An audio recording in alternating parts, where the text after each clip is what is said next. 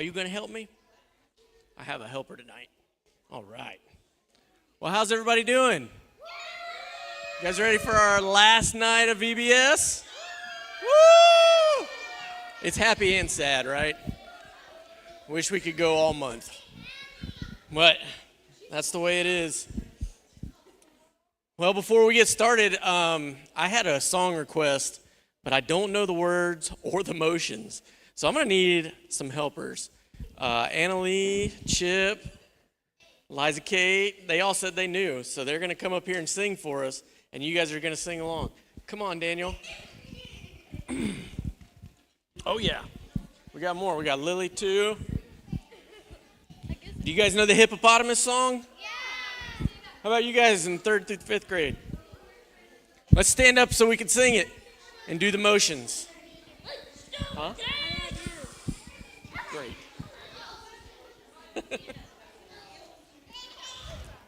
Okay. Here, you guys stand down here. I'll stand behind you because I don't know how to do this.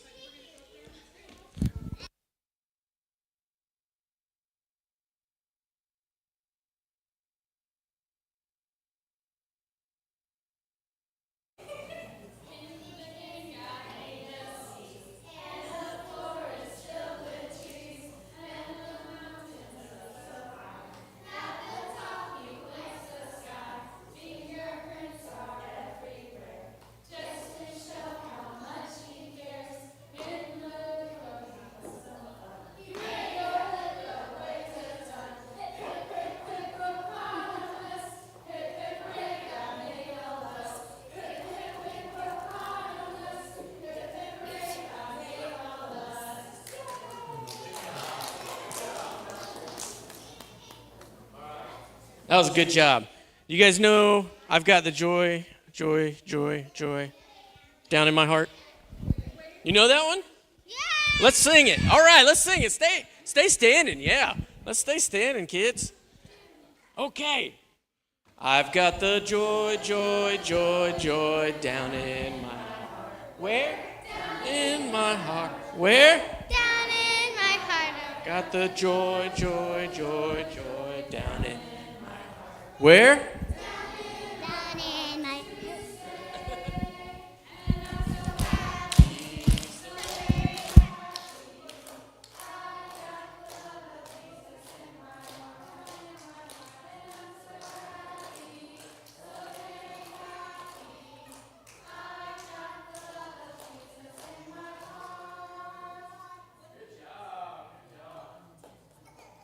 Oh.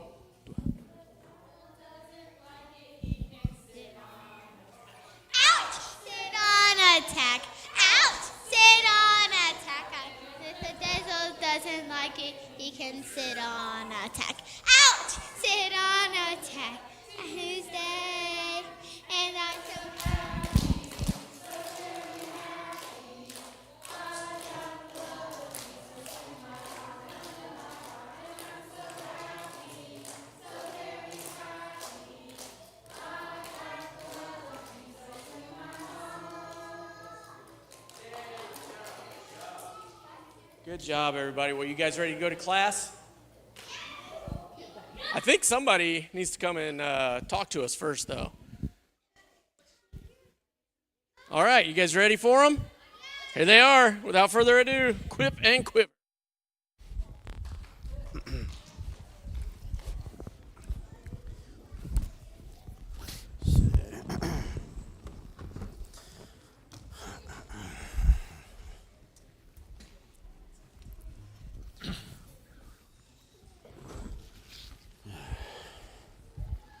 See here.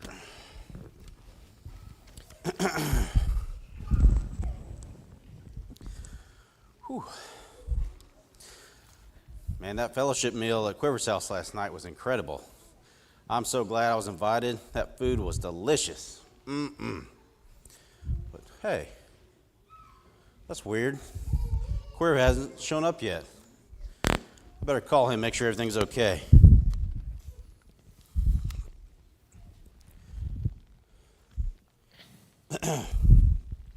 Hey, Quiver, it's Quip. I was just checking on you, see if everything's okay. Give me a call back whenever you get a chance. Okay, I love you, bye. Oh, wait. I mean, I don't love you. I mean, I do. I love you like a brother. You know. Okay, just call me back when you get this. All right, bye. Huh. I wonder if the director's heard from him. Let me ask the director. Hey, sir. Sorry to bother you, but I haven't seen Quiver all day. Huh. You haven't heard from him either. Okay, yeah, I tried to call him, but all right, well, I guess I'll see you in a minute. Okay. All right.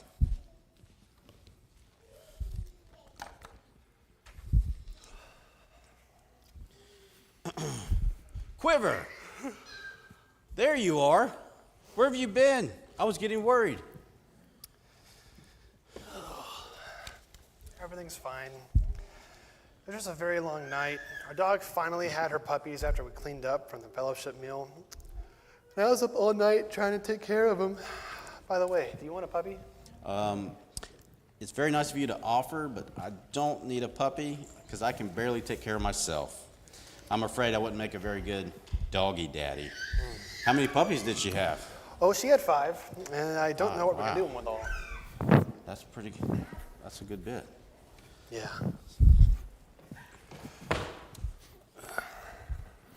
Well, it looks like you found Quiver since the last time we spoke. Yep, it just showed up. Is everything all right, Quiver? We were getting worried. Yes, sir. Well, I was just telling Quip that our dog had puppies last night, and I was just up all night with them. I'm sorry to be late, sir. Uh-oh. It looks like we got another group of incoming attackers showing up on the gap radar. I thought we might see another attack today. Quiver, it looks like you're here just especially in time, considering who it is that's coming this evening. Huh. It looks like their basic information's coming in now. It looks like they're known as the Abnormal and the Mutanimals, sir. I thought they might show up this week. So you've heard of them? Yes, indeed I have. Abnormal and the Mutanimals often coordinate their attacks following the Loon Squad, the Time Twisters, the Planetary Pirates. Their movements are fairly predictable. So who are they exactly, and what kind of attack do we need to prepare for? Well, these are excellent questions. It's interesting that this group is showing up today, especially after the night you've had, Quiver. Let me ask you a question. How many puppies did your dog have last night? Oh, she had 5, and they all need a good home. So if you're interested, let me know. We can talk about that later. But let me ask you another question. Of those 5 puppies, how many of them were cats? I thought I asked crazy questions. I'm not sure why you would ask that, but okay. Well, none of them were cats, sir. They were dogs. Okay. How many of them were fish, frogs, or elephants? Okay, I'm a little worried about the director now. He seems a little off. Well, none of them were any of those things, sir. Well, why do you think that is, Quiver? Are we in some kind of weird alternate universe where the director doesn't know basic biology? I don't know. Well, sir, because she's a dog, and when dogs have puppies, they're always going to be dogs. And dogs don't have cats or fish or frogs or elephants. That would be impossible. Yeah, and really weird. You're right, Quiver. It is impossible and weird.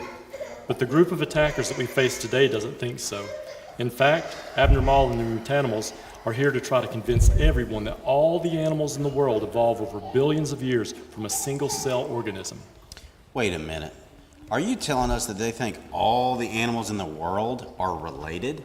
In some ways, that's exactly what I am, Quip. Crazy. That doesn't make any sense. I mean, has anything like that ever actually happened? Has anyone ever seen a dog have a cat or a fish or a frog or an elephant? No, no one has ever seen any of those things happen. It would violate one of the oldest and most widely known laws of science if it did happen. And if it did, it would be a direct attack on the foundations of the universe as we know them. Okay, so what do we need to do now? And how do we get ready for them? They look pretty mean and scary from what we can tell so far. First of all, don't be afraid. I know that we will defend against them in the same way we defended against the other attackers. We will gather evidence, learn the truth, and we will get whatever help we need from the other defenders. There's nothing to worry about. Yes, sir. So Quiver and we're going to continue to monitor the information as it comes in, and we'll send it to the teachers during class. Do we need to recruit some additional defenders that we might need? Wow, my thoughts exactly, Quip. And in the meantime, our teachers will have some fascinating faith-building truths they can teach the students this night, and so they feel ready against these attacks on the foundation of the universe. So kids, are you ready to learn more about the fascinating world of animals, and so that you can defend the foundations of the universe?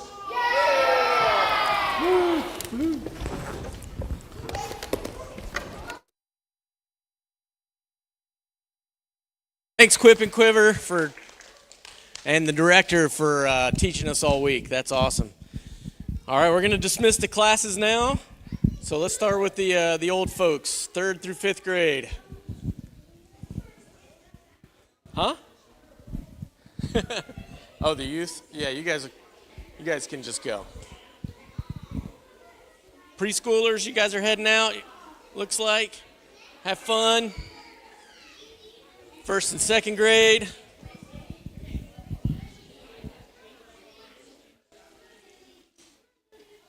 And the babies. All right, have fun.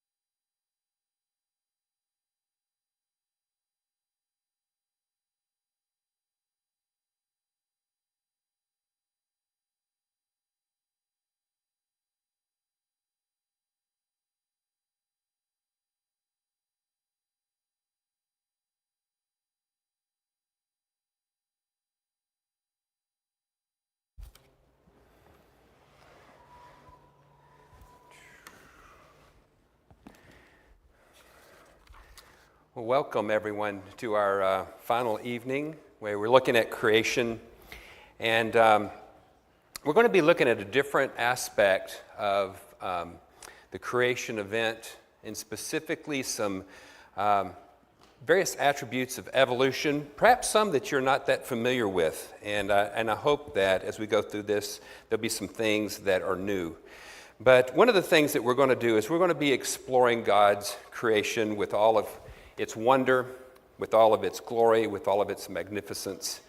And just as we saw in our first class, I couldn't help but reflect on the words that we see in the Psalms. And in Psalm 19, starting in verse 1, it says that the heavens declare the glory of God, the skies proclaim the work of his hands. Day after day they pour forth speech. Night after night they reveal knowledge. They have no speech, they use no words. No sound is heard for them yet. Their voice goes out into all the heaven and all the earth, their words to the ends of the world. Isn't that true? So very true there, even though it's a psalm that was written so long ago that even though it has no words, but yet it speaks volumes. And even though the sound isn't heard, it's a resounding words to the end of the earth. And so we can see this through the various evidences that we present, the various evidence that God has given us. It's very evident through his creation. His handiwork is seen very evident through the creation. And this is in contrast to this incredible biblical creation we see in this, and also a biblical worldview, we have a naturalistic worldview. And that naturalistic worldview is one that's, according to some at least, the atheist agnostic, it's mysteriously made. It's mysteriously somehow self-made. And it's made out of nothing. It's self-assembled matter, self-assembled time and energy, and all the physical laws that govern it. They also contend with a life assembling itself out of lifelessness.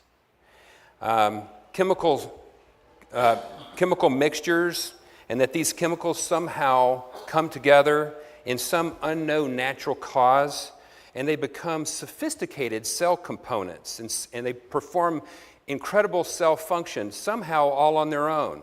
That's what they would have you believe from a naturalistic standpoint. And even all of this, after it has, over time, it even becomes intelligent.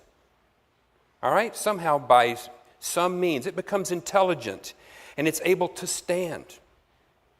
And it's able to muse about how it somehow all came into being without a creator. That's what the naturalistic worldview is. Of course, we know that this naturalistic worldview is a fable. It's not true. And it's untrue, and it's based upon what we observe in the sound evidence. This isn't about blind faith. It's based on sound evidence. But it's even worse than that. This worldview reflects an arrogance. I showed last night about what the knowledge of mankind looks like compared to all the knowledge. This reflects an arrogance and a prideful state of mankind, those who attempt to live apart from God. All right, so last night we looked at the fossil record, which pointed to an explosion of animals, creatures, all fully formed, fully functional. We see no intermediates. We saw no transition species, and that would have been predicted according to evolution. But, of course, nowhere in the fossil record did we find that, did we? And so tonight we're going to look at it's a little bigger picture. We're going to be looking at the overarching evolution within the animal kingdom.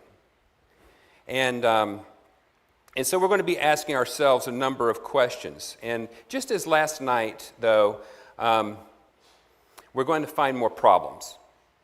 We're going to find problems with the evolutionary theory. We're going to find, though, that it supports the orderly design that we find in a biblical creation. But just as last night, you may remember I mentioned a couple things about teaching apologetics. We do our very best to strip out opinion. We do our very best to simply rely on the evidence, nothing more. We don't need anything more.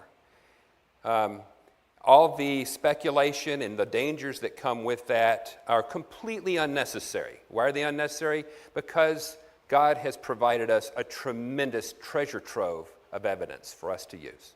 All right? So, and that's what we're going to rely on tonight. We're going to be looking at the treasure trove of evidence that God has provided us in His wonderful creation. So how does this evidence that we find in nature support biological evolution? Does it support it? This is the question that we're going to be looking at tonight. And I'll tell you, when I was in college, I took a number of graduate level biology classes, and certainly, I mean, like as you would expect, evolution was taught. Fortunately, at that time, it was not the focus on the teaching. The scientists that I interacted with in my undergraduate, to be sure, they were well-established scientists, and they based everything on well-established principles that could be verified within the laboratory, as they should. But yet, what we're seeing today is something quite different going on in our education system, where we see this macroevolution has moved beyond the evidence-based science, and it's become based upon a baseless worldview, requiring a blind faith. A worldview that tells us that our universe, our fine-tuned cosmos, our Goldilocks galaxy, our sun, our Goldilocks earth, and yes, even life itself is all one big cosmic accident. All right, that's what we're being told today. And you and I we're just another animal. all right? That we're just another animal and there's no creator to answer to. That's what they want you to believe. And for over 160 years since the time of Darwin, this has been presented as fact.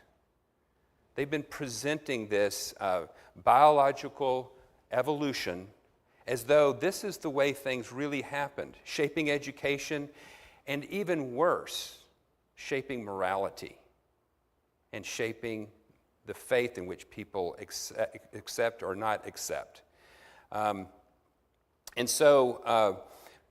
But when we trace it all back, to its origins and its evidence back to its original source, what we find for this biological evolution is something that's even a darker truth. We see a darker truth emerge, and it's not science, but it's deception. All right? We, as a people, should see and open our eyes and realize that we are being deceived. It's a deception from the worship and respect and recognition of an almighty God to a worship and a recognition and of oneself as God, small g. Superficially, I can see where you may be inclined to think that evolution addresses some key issues. All right, I can superficially see that, skin deep. About the origins of the universe and the development of the universe and the origins of life itself. But when you dig deeper, the answer is no. No, it does not. Evolution says nothing about origins. And we're going to find out tonight that this is an all-important issue, even in terms of our own very existence. And so, yes, we're going to be clear about one thing. Microevolution is real. All right, it occurs. We see this all the time, from penicillin and other drug resistance to, I mentioned last night about all the different dog varieties that are running around in the dog park. We all understand that this is real and going on about us. It's variation within a kind, right? We talked about that. We showed how instead of having this tree of life, we have a forest of life. Very different picture. And this variation exists within the existing genetics. No new body parts, no new body plans, that is, and certainly no entirely new creatures coming with coming through a genealogy of different body plans. Tonight, however, we're not talking about microevolution. We're going to be talking about macroevolution. A claim that all life came from a solitary ancestor. Usually they see it in that viewpoint. They may say it occurred more than once, but it's already hard enough to do once. So they'll say solitary ancestor by blind, unguided chance. All right, that's important. We came of single ancestor by blind, unguided chance, which requires, I think you're going to see, a huge leap of blind faith. And it's also not present in the fossil record, as we're not looking at that tonight, but we're going to be looking at how it's just not present and justified through science, as we'll see tonight. So we'll get to issue number one. What are the problems that we encounter when we think about biological evolution? The very first thing has to do with the issue of life. Now, Eisen, thank you last time for bringing this point up. He brought up an important point about that before life can evolve, life has to exist, right? Okay, so creatures can't evolve through evolution if you have no life to begin with. So right off the bat, the evolutionary biologists have a huge problem. Huge problem. And this may not seem like a very significant issue, but it is a massive issue. And the concept of evolution and origins, in your typical science class, they'll blend them together. No, these are two total separate disciplines. All right, you cannot put them together. And evolution has no place, all right, in the discussion and the science that goes into origins. They're just not the same science. And so we have this problem number one, and boy, it is a bit of a doozy. Somehow life has to come from non-life. And the leading theory on this has a name. It's called abiogenesis. And abiogenesis is one of the most widely today, even today, accepted scientific theories proposing that life arose from non-living matter and somehow under early world conditions. Now, what conditions that would be, well, nobody knows. But this theory suggests that organic molecules, since we're organic beings, somehow, spontaneously, eventually over time, led to the development of self-replicating molecules and structures, and then on to life. That's the theory of abiogenesis. The bottom line is they have been trying to do this in the laboratory for 100 years. Do you think they've been successful? No, not once. They managed to make some goo. Oh, wow, you know. Even Earth manages that. There's something called oil, right? We take organic matter, and it's even starting from life and just going kind of in the opposite direction, right? Where you end up with oil. But just imagine if you have, often from when I'm talking about this, I'll show a picture of Mars, you know, where it's just rocks and it's just dirt and not much else. How are you going to get life from that? So here's the thing. Abiogenesis, though, and understand this, is essentially unverifiable.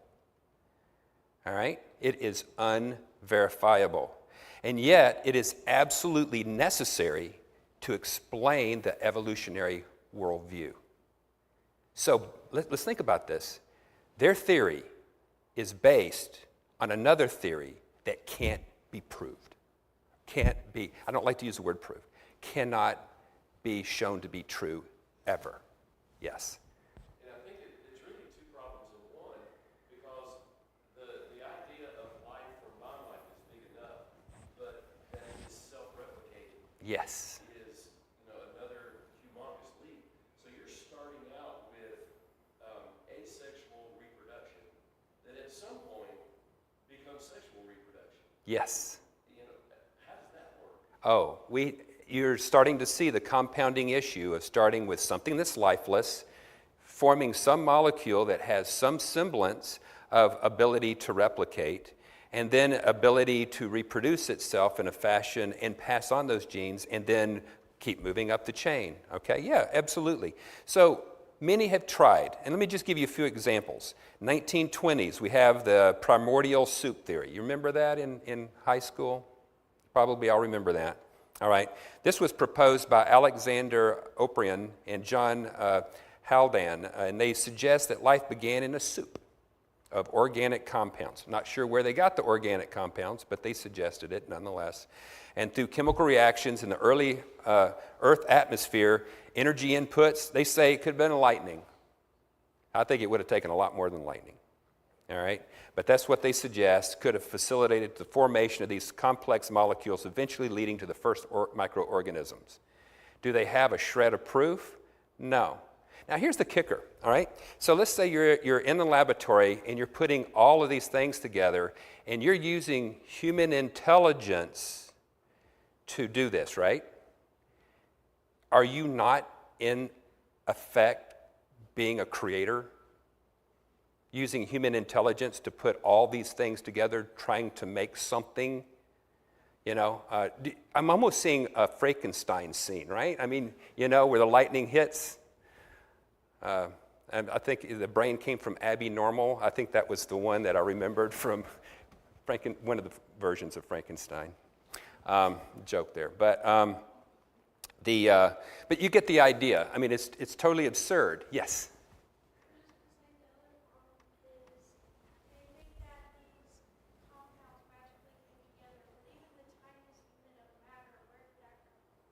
Right. Where did all the organic molecules come from? Exactly. And so now we can have organic molecules that are they occur naturally. Okay, so we may have natural ability to form methane. Carbon forms different types of molecules naturally, and so it would not be of a surprise that you may, in a world like, let's say, Mars, or say even on Venus, right? It's a terribly hostile environment, but there may be some organic molecules of different types in different forms around, but they're certainly not living, and they're not replicating. All right, that's important to make. Okay, so then that by the way, still that experiment is still progressing. Okay, so if you go to the university where this experiment started, it's still an ongoing experiment, from what I understood. At least it was before I got out of college, but that's been quite a while. So we'd have to go back to the 90s for that. So any case, but I think it's still going. Another one is called the panspermia theory, all right? And this is the idea that life was brought here from somewhere else in the universe. But what does that theory do? It just pushes the problem somewhere else, doesn't it? So where did that life come from? Oh, well, that came from somewhere else too. Well, where did that come from? You see, it's ridiculous, right? So you end up back in the same question. You're going in circle with that theory. And the third one is, and this is one that we've seen more recently, it's this hypothermia vent theory, okay? Out of the deeps of the ocean, down at high pressures, you've got this volcanic activity, and somehow you get this formation. What they're using there, just so you understand what they're attempting to do, what they're attempting to do is they need an energy source, right? And so, the energy source, and they need it for a very, very long period of time. And you start thinking about it, lightning just doesn't quite cut it, does it? Okay, that's microseconds, right? And the amount of energy it puts in the destructive power is just magnificent. But if you needed something, say, that was going to, I don't know, cruise along for a few thousand years, like on Mauna Kea or Mauna Loa, what better than a volcano, right? But you need water around too, and so you need this hydrothermal vent. That's perfect. So this is the newer version of this, but it still goes back to that primordial soup theory. Basically, it's just the same thing rehashed with a different clothing, all right?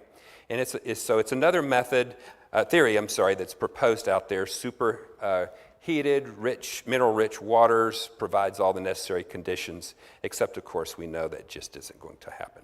So all of these are basically a spin-off of one theory, which is called spontaneous generation. And that's what we're going to look at here next. And in 1906, so we have to go way back, it's Gerald Kirkut. He's a zoologist, and he published a book, The Implications of Evolution. And here's what he said. He said that the first assumption is that non-living things give rise to living material, i.e. spontaneous generation occurred. All right? And he goes on to give not one assumption, but he gives a total of 7 assumptions, all of which evolution must be able to perform. And so the first one is this, the assumption that you have life from non-living. The second one is that the spontaneous generation occurs only once, all right? So there's not more than 2. The third assumption is that then you have viruses, bacteria, plants, and animals are all interrelated. And then the fourth assumption is that protozoa gives rise to the metazoa, that's the unicellular, give rise to the multicellular. It's, Lee, what you're talking about. It's this where they're getting more complex forms of life. And then there's another assumption that the various invertebrate phyla are interrelated. The sixth assumption is that invertebrates give rise to vertebrates. Okay, so now you've got these little microscopic single cellular things that give form to more complex vertebrates. And then the seventh assumption is that within the vertebrates, the fish give rise to amphibia to the reptiles the birds the mammals. All right, those are all the assumptions. And what you find in macroevolution, they don't really argue with that. They'll assume that they take that and all of those have to be true for evolution to be true. every one of them. Now, you remember last time I gave you 5, and we're going to add on top of that these 7. So there's a lot that has to be true in order for macroevolution to occur. And yet these 7, by their very nature, are not compatible experiments for verification.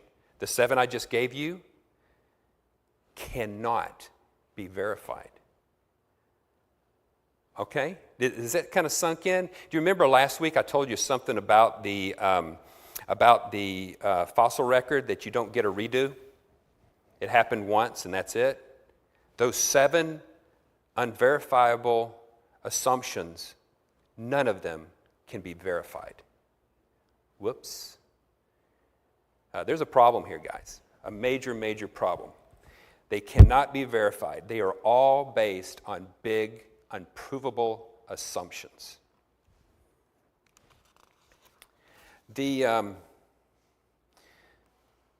What's interesting is the things that sometimes scientists will believe or propose are sometimes just really almost hilarious and absurd. And we're going to be looking at this because Louis Pasteur, he really did an incredible experiment back in the 1860s. But there's not any more absurd theory than spontaneous generation. If you had gone back into the early 1800s and you saw a piece of, say, meat of some kind that's sitting on the ground, what do you see soon that's crawling on it? I know it's kind of gross. Maggots. Maggots, right? They believed that rotting meat made maggots. If you had asked a scientist in the early 1800s, they would have said, when meat rots, it spontaneously produces maggots. That's spontaneous creation, right? Okay.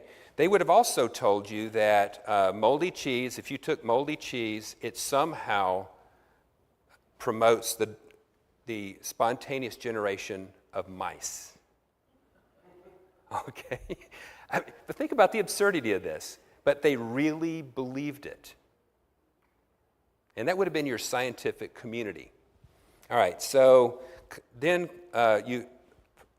fortunately, Louis Pasteur comes along, and he does not believe this. And as it turns out, that he's called by the Emperor of France at the time and given not a mandate, but given an opportunity to study what happens when things decompose. All right? Now, you just imagine, you're living in the 1800s. There's several things you don't have. All right? You don't really have good access to ice.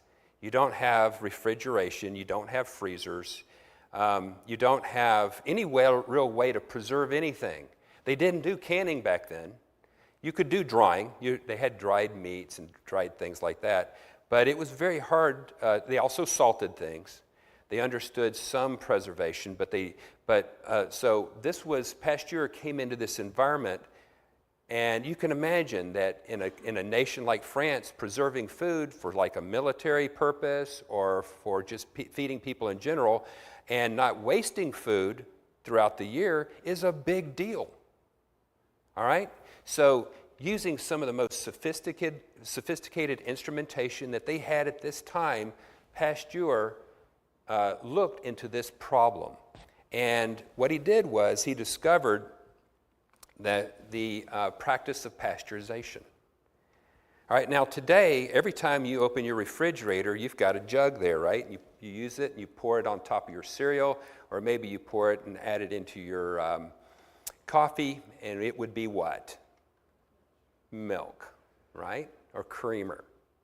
And it's been pasteurized. Why has it been pasteurized? Well, to get rid of a lot of the dangerous bacteria or protozoa or whatever might be in the milk product, but it's also so at the farm they can get it to market and then get it to you on the grocery store, and it's still preserved and safe to drink. Isn't that amazing?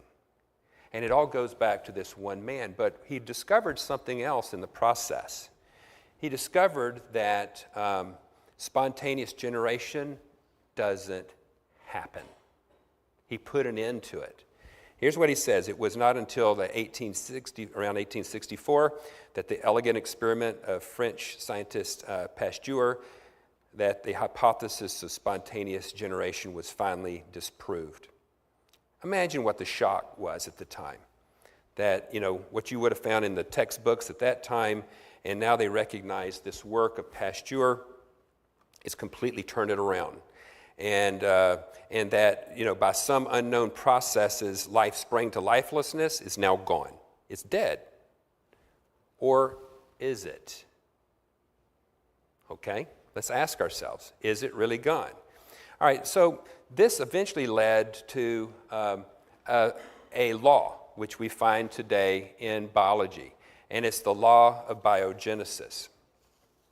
And the law of biogenesis basically states this, that living organisms can only originate from other living organisms through a process such as reproduction. Okay? So there's just that, and it's considered a law, and it's a firm law in biology. And this principle stands in contrast to the now discredited theory of spontaneous generation, which suggested that life could emerge from nothingness or non-living matter under certain conditions. All right, the term biogenesis has two words. It has bios, which is Greek for life, and genesis, which is origin. So it's the origin of life. All right, and the origin of life must always come from other life. It means that the origin of life only exists in life forms. And so, and when we have children, we don't create them, do we? We procreate them, right? We're not putting together non-living components of ourselves to make a child. We are passing on life through ourselves to subsequent generations. All right, so what's the significance of this in biology? Well, it's absolutely fundamental. And it's fundamental to our understanding of all biological processes in terms of the continuity of life.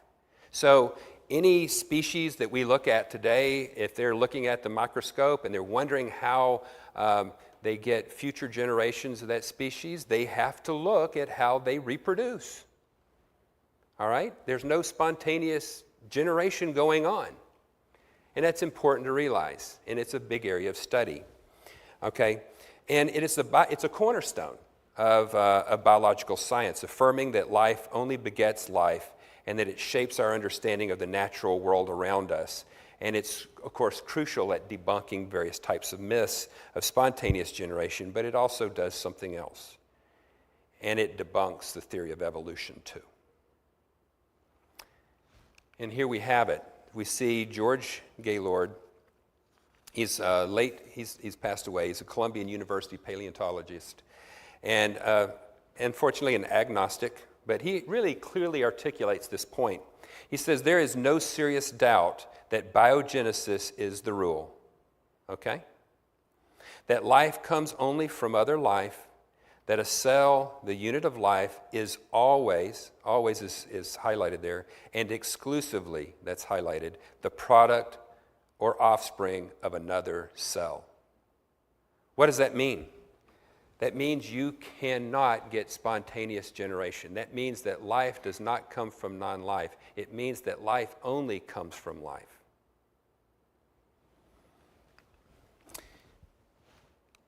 So, without abiogenesis, evolution can't even get started. And this is the bottom line. The bottom line is that it just simply can't get started. If we go back and look at an article, this goes back to 1954, and I want you to listen to a quote I have here. It's quotes from George Wald. He's an evolutionist, but he's also a Nobel laureate. All right? Okay, but listen to what he has to say here. One has to contemplate the magnitude of this task, that the spontaneous generation of a living organism is impossible. Okay, we all in agreement on that? It's impossible. All right? But listen how he follows up, and this is the kicker. Yet here we are, as a result, I believe, of spontaneous generation. Okay? We're talking about a Nobel laureate. Oh, wow. You know, if a guy like that can't get this straight, we're in trouble. All right? So even still, there are scientists today, and even, you know, he was in the 1954, that was in his book, The Origin of Life, a quote out of there. But you see, what it points to is that we have a battle ahead of us. And we have a battle to fight disinformation. We have a battle before us to use sound evidence against false information and false beliefs. All right? And even for a Nobel laureate, we're in that quandary. So this just gives you a scale of the problem that we're having to confront. All right, so let's take it a little bit further. And we're looking here at a number of presentations and a number of lectures. I gave the names down here: Robert Hazen, Paul Davies, and John Horgan. And all of these they're evolutionary geologists, theoretical physicists, and evolutionists. And they all came to the same conclusion. And if you're asking the question that where did life come from, all right? If they ask you, how do you take something that is dead and make it into life, all right? The abiogenesis, which they believe and they espouse and they teach and they put in their books and they teach in their lectures, all right? But if you corner them and you say, how did it happen? That's the answer you get. We don't have a clue. You want to know why? Because it didn't happen. That's why. The Bible is very clear about this, and it says about how life began. It says on the third day in Genesis 1:11, it says, then God. All right, now up to this point, what had God made? God had made the earth, right? And there were a lot of other things made on the first and second day, but we get to the third day, and here's what it says. It says on the third day in Genesis 1:11, it says, then God said, let the earth sprout. Vegetation, plants yielding seed, and fruit trees on the earth bearing fruit according to their kind. All right, there we have it. So on the third day and subsequent days, we have the creation of life. It's not by some spontaneous generation of which no one has a clue how it happened. We do know how it happened. And it's rational to come to that conclusion that that is the way it happened. So here's problem number 2. The first problem was the abiogenesis. Problem number 2 is the nature of the first life. Now, if we're really honest, and we should be honest with ourselves and just simply stick to the evidence, we have to conclude that to believe life comes from non-life is completely irrational. All right? If we're true to ourselves, life from non-life is irrational. It's unscientific, and it requires blind faith. Let's just be true to ourselves. And the difficulty of getting life from non-life is so overwhelming that we usually fail to really realize that there's another daunting aspect of this problem. All right, so we just looked at the first problem, but now let's look at, there's another problem here. And Lee's comment kind of insinuated that what's coming. And it's about to compound. And it's the nature of the first life itself. You've probably seen something similar to this. You know what that is, right? That's a double helix DNA structure. And up until the 1950s, we didn't know what the genetic material that was within this cell looked like. It wasn't until Watson and Crick in 1953 discovered the makeup and the shape of DNA as a double helix. But as it turns out, making self-replication molecules is not easy. Okay? And so there's two parts of this problem, though. So we have the abiogenesis issue, but we also have that all forms of life we know contain a very complex code. Now, they're not all DNA. There are some RNA life forms, but they all contain a code. All right? Have any of y'all written code in college? Okay, you know what it involves, okay? So code has a process where you have to put in a series of instructions.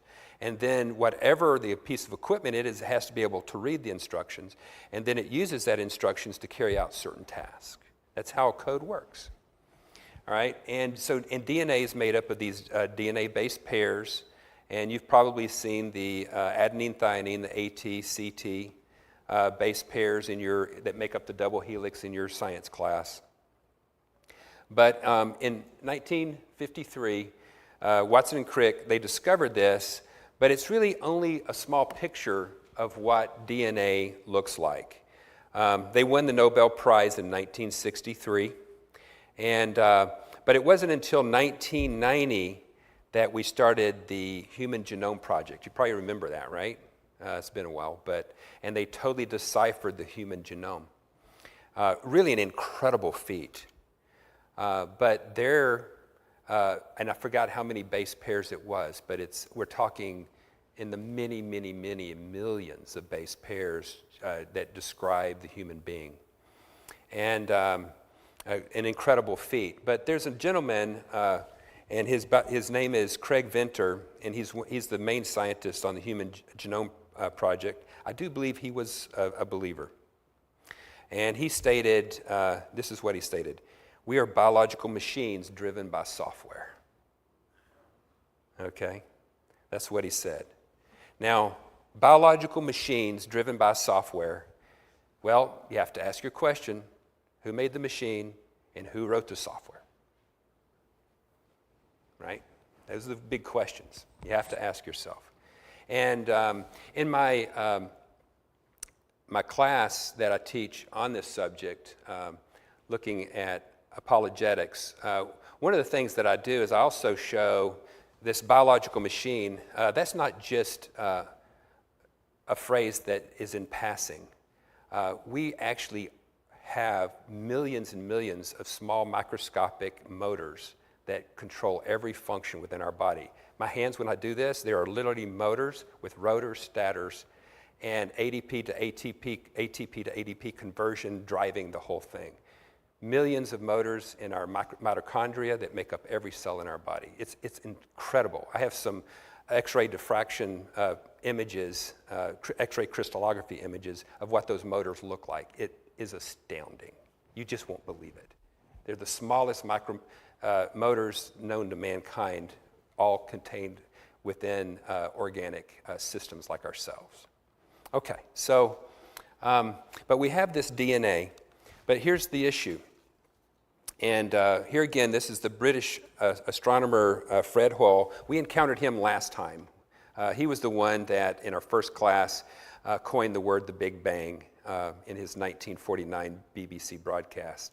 As it turns out, he didn't even believe in the Big Bang. He thought the universe was eternal. And there's a reason why he had to conclude that the earth was eternal and the world was eternal, because if it's not eternal, it requires a creator. He understood that, right? All the way back into 1949. A universe with a beginning demands a creator. He knew this, even back then. All right, but here's what he had to say. And,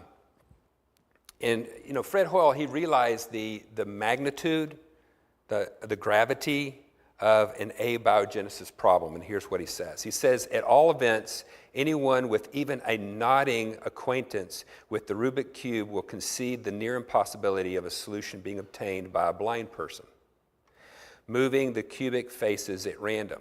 Now imagine 10 to the 50. That is a very big number. I know, Lee, you used a big number. This is not even that big, and this is big, all right? 10 to the 5th blind persons, each with a scrambling Rubik Cube, and trying to conceive a chance of them all simultaneously arriving at a solved form. He says, going on, you then have a chance,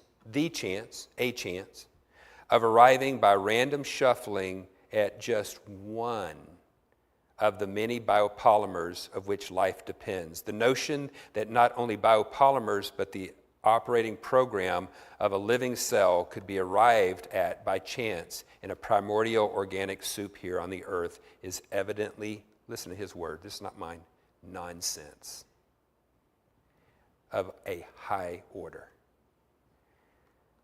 What did he say there? He says, this is nonsense. Okay? And he's an atheist.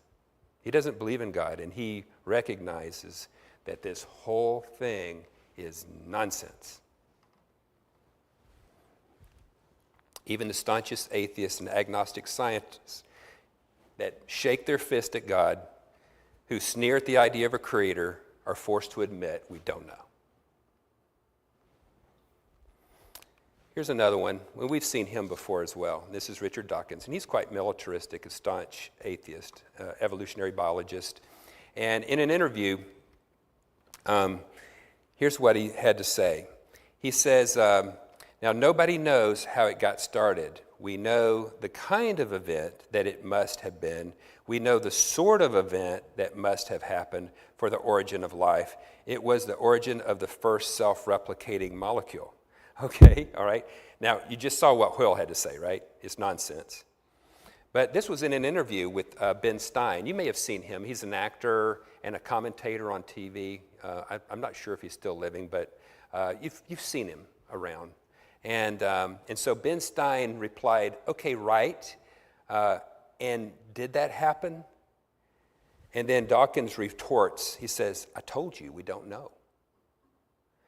And then Ben digs a little deeper and he says, so you have no idea how it started? And then Dawkins replies, no, nor does anybody. Well, but of course, we do know. And I suspect he knows. There must be a creator. You know, you wonder, how hard does a human heart have to get to deny all of the evidence when it's sitting right in front of your face, especially for someone like that who has spent a lifetime digging and looking. You think at some point it would turn the hardest of hearts.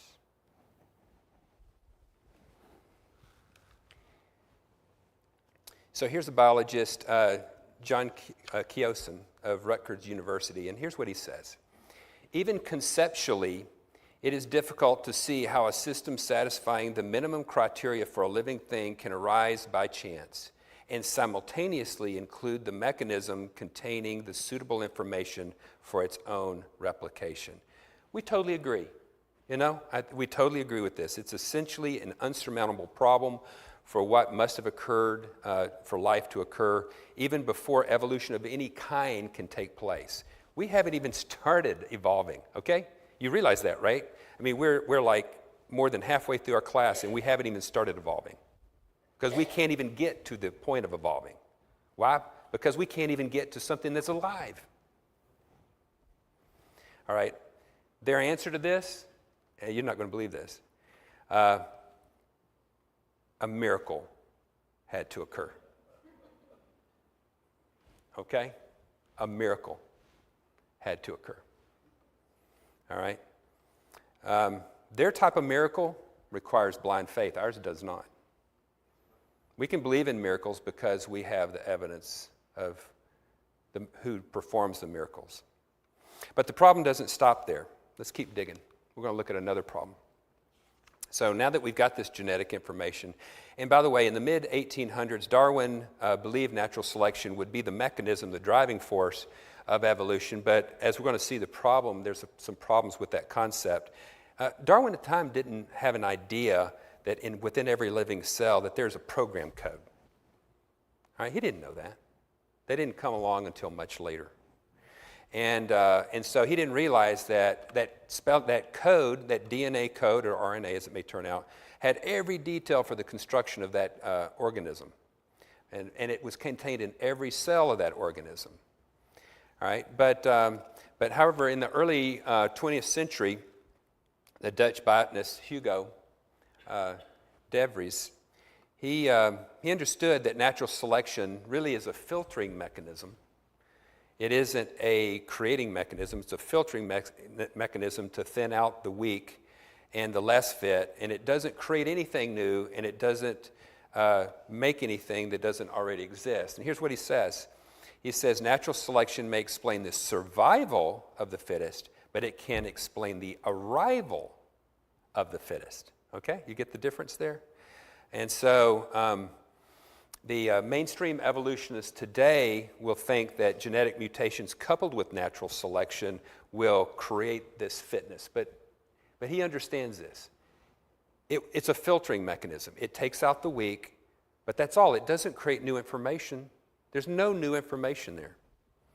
So how can this new information spontaneously appear naturally as life forms morph into other life forms? It can't. No, it can't do that. Okay, so let's look back at the words of Stephen Gould. We've looked at him before. And here's what he said. A mutation doesn't produce major new raw material. That's my point exactly we just made. All right, so natural selection doesn't create any new material. It just filters out. All right? You don't make a new species by mutating the species. That's a common idea people have, that evolution is due to random mutations. No, it's not. A mutation is not the cause of evolutionary change. That's important to see. So if you have a living organism, it doesn't already have the genetic code to grow the new parts, then it can't grow. All right? It has to have the code already there to do it. Just like your own computer program, you have a computer program, and if it's supposed to do one thing, it's not going to start doing something else. And yes? We notice that mutations are almost invariably disastrous. Absolutely. Mutations are universally destructive, pretty much universally destructive. And speaking of that, okay, so for about 100 years, scientists have been studying fruit flies. Okay, Thomas Morgan, he's Columbia University in 1910. You've heard of Drosophila, right? Little fruit flies. And he started doing a lot of experiments with these flies, and you might wonder, why on earth would you get a fruit fly? Well, first of all, they're cheap, right? They're annoying, so you're actually getting rid of a problem by catching them. There's plenty of food, and no one's going to fuss if you smush one, right? So, their life cycle is incredibly short. It's only 14 days. So you can make lots of flies really fast, and they're cheap. So they've been looking at these studies, and then over the last 100 years, you can actually buy these fruit flies because they're very specialized flies, and can you imagine you pay money for a live bug, but they do. And so you zap them with radiation, you place them in extreme conditions, you expose them to chemicals, right? Those are all natural selection events, right? Just like I told you earlier about fire or volcanoes or a flood. You do all these things. So after 100 years, you would have had roughly, I think I calculated 2,600 generations. All right? Now you multiply this by the hundreds of laboratories that are doing it. So now you're looking at tens and tens of thousands of generations of flies. And you've been zapping them, you've been heating them up, you've been freezing them, you've been doing all kinds of things to form mutations. After all of that, today, what do we still have? Fruit flies. Do we have something else? No. Now, you might have a fruit fly with weird-looking eyes. You may have some with no wings. You may have some that are big, some that are small. You may have some that are a little hairier than others. I don't know. You know, if they've been put in the cold, I don't know. It's something. But you're going to have, in the end, still a fruit fly. And we see this. Genetic mutations do not add new information. They just simply, if you get a mutation, it's usually destructive, as Eisen just mentioned. And it doesn't, a corrupt copy from a jump drive, you know, it doesn't add new information, does it? When you put, when I was in graduate school, my professor had said, now Kerry, when you're transferring data, these were the days you had the old floppies. I don't know if y'all remember the old floppies. He said, make 3 copies, okay, of your data. I had been working for a whole week on this data. I had stayed up at past midnight, 2, 3 a.m. Sandra knows I'd be coming in when she's going to work and just totally exhausted. And so one day I stuck one of the floppy drives in there and to pull the data down, and it was corrupt. I went, no problem, I've got another floppy drive. So I picked up the other floppy drive and I stuck it in the drive. It too was corrupt. Let me tell you something. At that point, I'm on my knees saying a prayer. All right? Because it represented a whole week worth of work. I stuck it in there, and thank Lord, that data was good. You know what I did? I made 10 more copies of that data. All right? 3 was not enough. But we all know what happens when you corrupt data, and it's no different for human life forms either. Mutations do not add new information. And so here we will find that evolution, yes, was there a question? Okay. We'll find that evolutionists will argue that our DNA is filled, again, with large areas of useless regions. They'll make this point as well. And they'll say, well, you simply can't have, this all had to be because of mutations, because look at the DNA. The DNA's got all these big gaps, and of what appears to be useless areas, the areas that actually imprint for making proteins or other functions, are just over tiny little areas in all these hundreds of millions of base pairs. What's interesting is they're actually finding today that that's not an accident.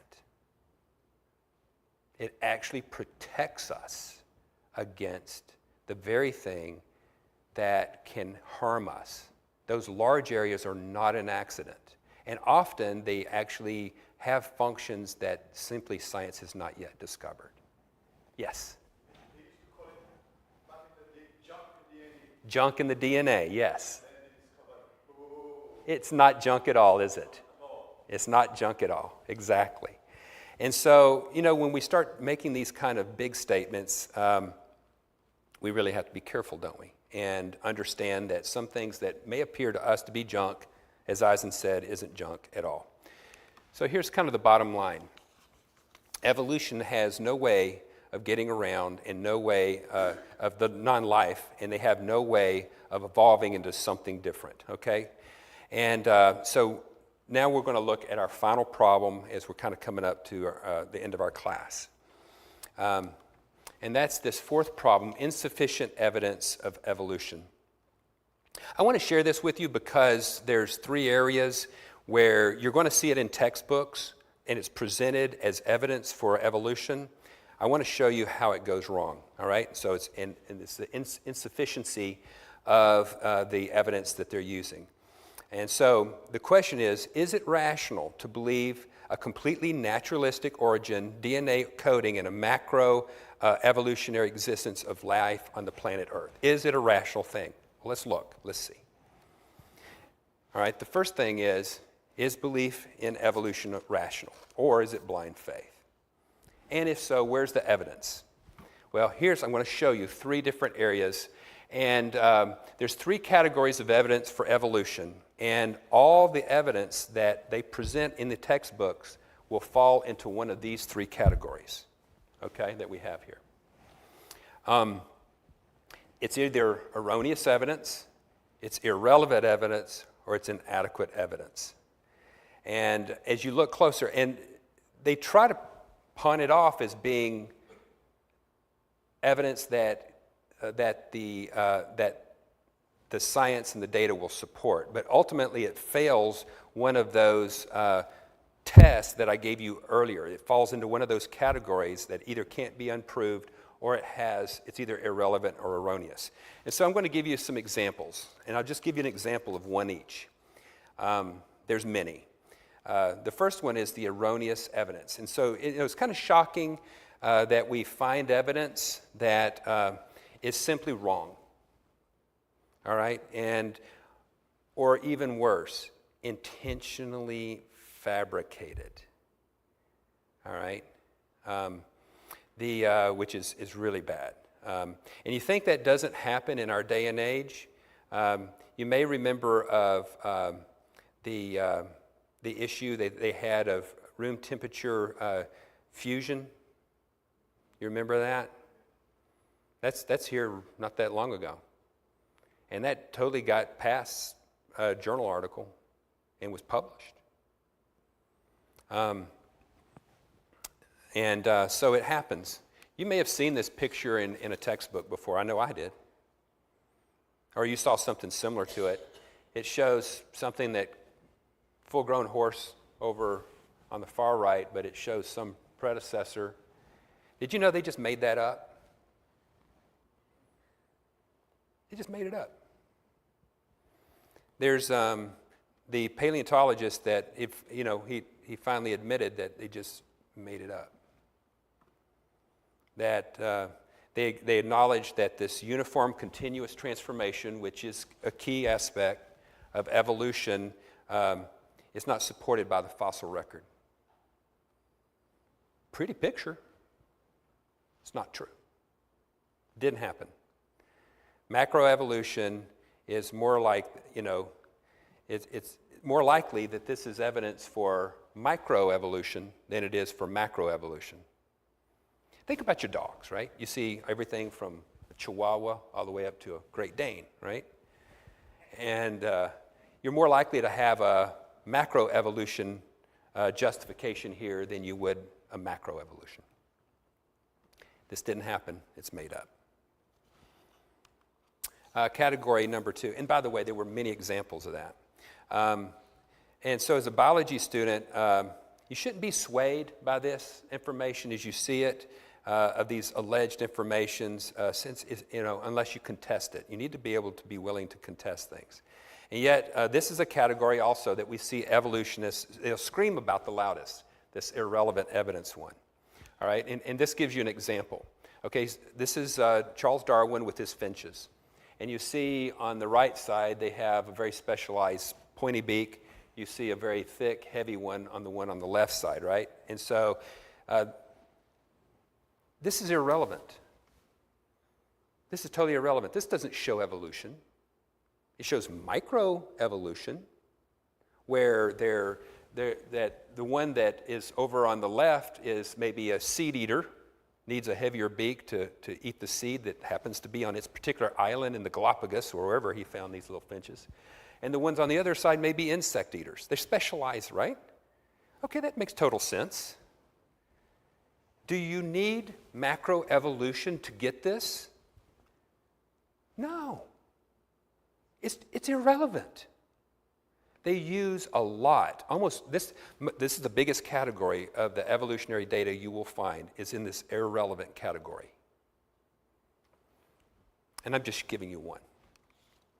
The third and last one here is this inadequate evidence. And here we actually find evidence that actually could stand, except for those, you remember those 7 unprovable evidences, the ones I gave you earlier, the 7, they fall into one of those, okay? So, but here we have, this could be potential evidence for evolution, but it's insufficient, it's inadequate, all right? And you've seen this picture too. So this picture here is homologous structures. It shows a human hand, a cat paw, a whale flipper, and a bat wing, right? And they kind of look alike, kind of. But just because something looks alike, does it mean that it has the same ancestor?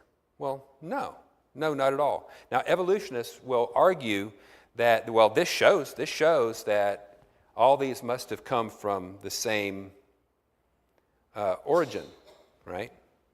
But we know that that's not the way things really necessarily work. We see it like in a car factory. I use that as an example down here.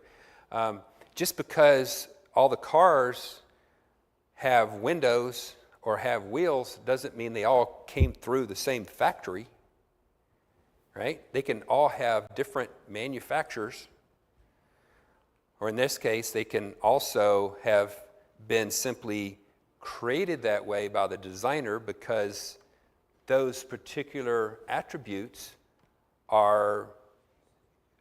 they work. They're useful and they are efficient. And so it ultimately comes down, and this is one area where they will use this quite a bit, the homologous structures. And I would dare say that this is, by the way, probably one of the strongest points for macroevolution. And it's probably the trigger that really started all of this process, going all the way back to Darwin, observing these homologous yet optimized features. But it doesn't prove anything. And it is unprovable. And so if you look at all the things that can't occur, and then you look at the one example I've given you here of something that supports both a creation, a common designer, or a common ancestor. Common ancestor in the case of evolution, or a common creator in the case of God, you come down to one question. And it's a very simple choice, and it's a simple decision. A naturalistic universe that just popped out of nothingness, life that just appeared from nowhere, from non-life, DNA that comes out somehow all on its own, random and unguided, evolution through chaos, somehow results in a complex and ordered universe. That's your common ancestor. Or do you recognize the physical world in all of its beauty and its grandeur and its complexity, and it's a result of a designer? You have a choice. Do you recognize this? Where's the preponderance of evidence leading you? For me, the case is clear. Our God, our Creator, our Lord, our Redeemer. And so each of you is really left with a choice, and it's your time to choose. And that's really where I want to leave it tonight. I want you to be, hopefully it's been useful to you. Hopefully you've seen some of the issues that our students today are confronted with as they deal with this idea of evolution. As people, as I mentioned to you, they sneer and yell about, oh, you believe in creation. Yes, I do. And we can proudly stand behind that, and we have the evidence to show for it. So I'll leave it with you with that. Are there any questions that we have? What is the observation? You talked about computer coding. Yes. And back in the day, it was a nightmare to have an error. I've never been given a problem to solve by a professor, and I coded, and I have an error, and the answer came out beautifully. Yes, if you have a computer that has an error in it, and it's never come out, it's never worked, has it? Never, not once. Did it ever make your program work better? No. And it won't. Yes, Lee. I think the common designer is a very powerful tool for us, but it's used against us a lot. I think the most common one is 98% of our DNA and a chimpanzee is in common. Well, what would you expect? Exactly. He's got two eyes, he's got a respiratory system, Yes. he's got a circulatory system, he's got a nervous system, he's got bones and muscle and hair and skin. Of course he's got 98%. Yes. It's the 2% that makes the difference. But Yes. they will beat you down going, this is so obvious. If you can't see this, there's something wrong with you. Right. You're descended from the apes. And it is a tactic that causes far too many Christians, I think, to cower and not engage the discussion. And that's the reason that I do give them that is a common thing, but it doesn't mean that that all the other things fall into place. They have to not only answer that question, they have to go and answer all the others too. Yes, in the back. On top of that being kind of an argument against us, we share DNA with bananas as well. So Yeah. Okay, her comment was we share DNA with a banana too, so it makes. Yes, go ahead. Speaking from like a literary standpoint, just the way that the scientists speak shows there's a lack of confidence in what they're proposing. Like they say must, can be, maybe, could possibly. There's no like a definitive. Even their statements are still theories, meaning that they haven't been proven. And like just listening to this your presentation, there's like you said, there's more evidence towards creation than there is to these theories that have yet to be proven. Yes, and you're right. A lot of scientists, when they're talking, and it's usually when I call them you're over your toes, right? And you start getting into things that you really shouldn't be talking about, and that's when they start talking like that. Where, as I mentioned in the last class, it starts to look more like Freddie the Flintstones than what really happened back then, and that really disturbs me personally as a scientist. I would prefer them to pull back and just simply stand upon the evidence they have, rather than trying to project something that really they should not be stepping into at all, and they have no reason to step into. It becomes an issue of blind faith once again for them. And they go to these crazy places thinking, once again, that the world just created itself out of nothingness. Yes?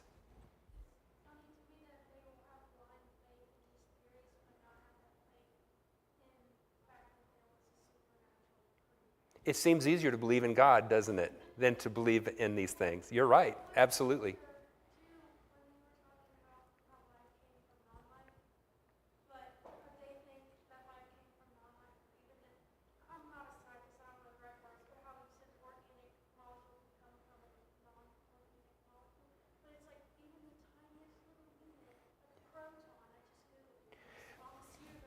Yeah, yes, and here's my answer to that. Okay, so yes, you're right. It would be easier to believe in a creator than some crazy theory that something came from nothing. Okay, it is. It's easier. But remember, behind that is a worldview that I can be my own God. You see, I can be the controller of my own destiny. You see? And once that has reached a certain level in a person's mind and psyche, they somehow can't find their way back. Yes, Matt. There's so much beauty in asking questions. We've progressed as a society by asking questions and digging into the unknown. And, but there's a very important distinction between, questioning God, questioning your faith, and realizing that you have a common designer, digging into the fun stuff that He's created for us. Yes. And here's the thing. You brought up kind of a point that I'd like to follow up on that with that. It is fine to ask questions. God expects us to ask questions. We should dig through the Bible. We should explore what the earth has to say about His wonderful creation. We should ask those tough questions. We should inquire of other individuals and explore and dig and try to understand to the best of our ability. But in the final analysis, we have a choice to make, don't we? And it's whether we're going to live a life obedient to Him or we're going to reject Him. And that's the ultimate answer that we ourselves have to come to. And no one else can do that for you. This is a very personal decision that each and every one of us have to make. We don't have to know everything. And we won't know everything, will we? Yes. I'm digging deep into cookie time here, but that's okay. We'll take one more question. The last question is not the point of the book of Job. Yes. Last question. Yes. Be arrogant about it. Don't you love when God finally spoke up toward the end of Job, and Job just finally relents, and he simply says, forgive me, Lord. He accepts God. He says, where were you, Job, when all these things happened? Where were you? And of course, Understand the reason that there would be anything to evolution that women, at least mothers, would have 4 arms? they have 4 arms for mothers. I am going to let you explore that question, and you can give that to us next time, okay? All right. I think that's a good place to end.